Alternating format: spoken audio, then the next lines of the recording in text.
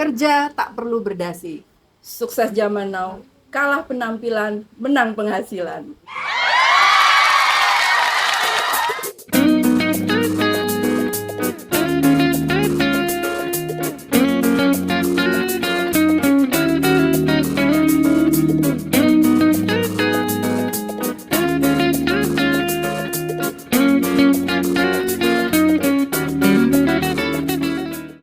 Saya saat ini mengelola usaha namanya KZ ya, Mbak Dila.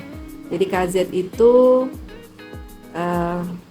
panjangan dari kaos dan konveksi Cindy.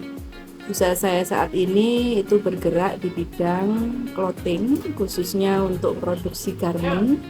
Jadi kita continue memproduksi produk-produk kaos polos, kemudian tunik-tunik, kemudian ada juga meja training baik yang ready stock ataupun custom sesuai permintaan konsumen.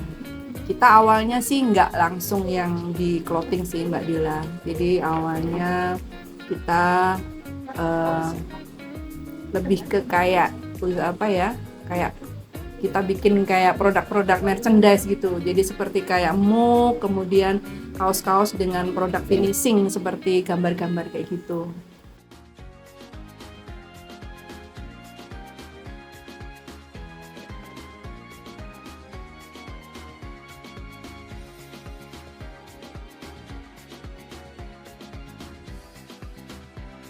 Kebetulan usaha yang saya rintis ini saya lebih concern memang rekrutmennya di tenaga perempuan. Untuk produksi saya ada sekitar 5 orang. Kemudian di bagian potong, kemudian di bagian sablon border baru itu tenaga laki-laki karena memang powernya beda ya Mbak. Nah, kalau bicara total saya ada sekitar 10 sampai 11 tenaga kerja yang itu saya plot di beberapa stasiun kerja. Saya sebenarnya sarjananya teknik industri. Tapi kok gimana ya? Dari apa yang saya pelajari teknik industri itu kita diajarkan tentang basic dari bagaimana membangun usaha itu. Jadi yang paling penting manajemennya kita dapat. Lah tinggal kita mau terjun ke garment kah, ke kuliner kah, itu kan masih bisa dipelajari.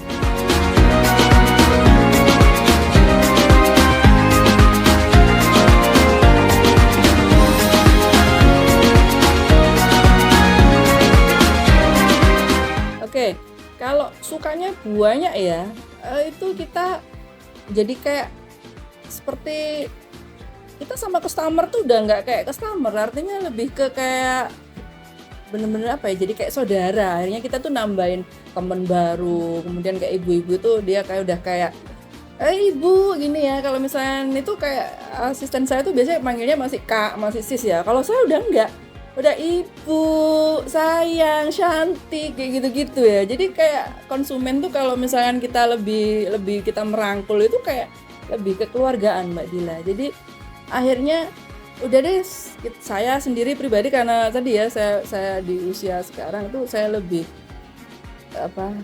bagaimana membuat konsumen tuh happy dengan cara yang saya bisa. Senangnya tuh di situ.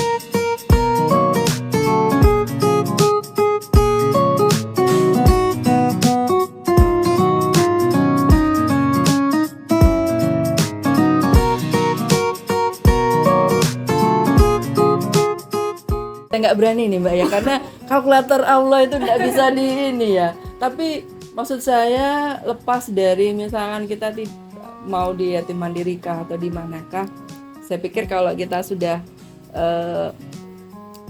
meniatkan ya untuk kita ngomong menitipkan sedikit yang kita punya, saya rasa itu jalannya kebukanya lebih inilah.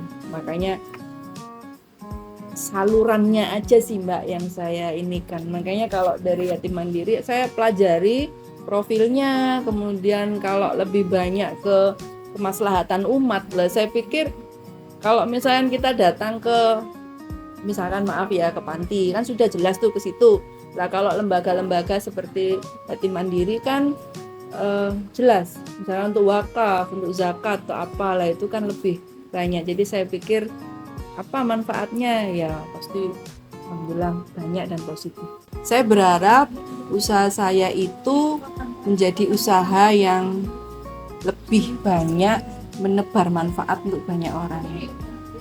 Harapan saya, usaha saya bisa menjadi lebih berkembang, saya bisa merekrut lebih banyak tenaga kerja, sehingga saya membuka peluang ya untuk teman-teman baik yang mungkin SDM yang kategori ibu ataupun tenaga-tenaga muda.